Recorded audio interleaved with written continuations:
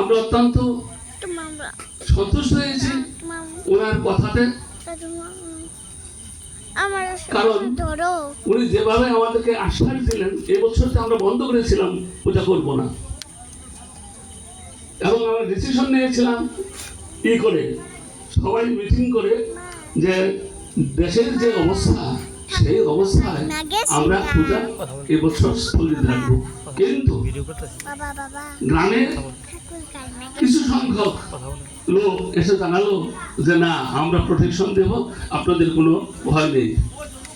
এবং সেটা আমাদের লোকজনই, এই গ্রামের মুসলমান ভাইদের ছেলেপেলে এসে বললো যে প্রতি বছর আমরা এখানে আনন্দ করি, পূজা দিতে হবে, এবং আমরা সার্বক্ষণিকভাবে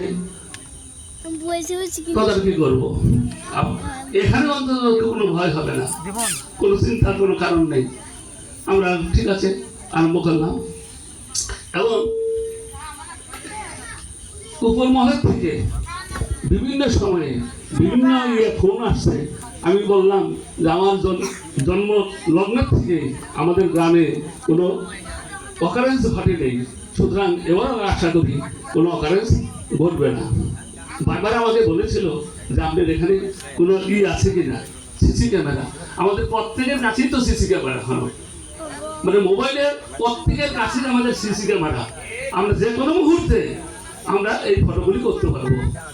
আমাকে থানা থেকেও বলেছে, তারপরে ওই সামরিক অফিসার যিনি এখানকার দায়িত্ব সিসি ক্যামেরা লাগানো হচ্ছে কিনা, তা আমি বলছি হ্যাঁ লাগাবো, এবং কিনতেও দিয়েছিলাম। এখন এখানে আমার নাই, ওয়াইফাই নেই, কি নাই বুঝলেন, সেটা চিন্তা করে দেখলাম যে না, আমরা তো এখানে সার্বক্ষণিকভাবেই আমাদের ছেলেমেয়েরা পাহারা দিচ্ছে, সুতরাং আর শেষ পর্যন্ত কেনা হয় নাই। পরম পিতার ইচ্ছায়, মায়ের ইচ্ছায় এখানে একটা টু শব্দও হয় নাই, বুঝলেন, কোনো গণ্ডগোল হয় নাই বা হবে বলে আমার আস্থাও নাই।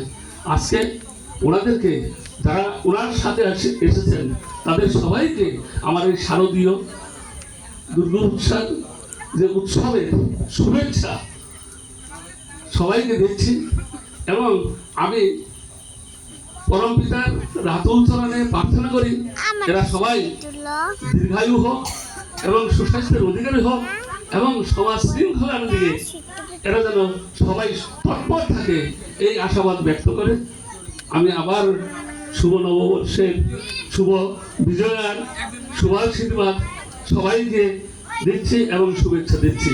এই বলে আমি আমার বক্তব্য শেষ করছি।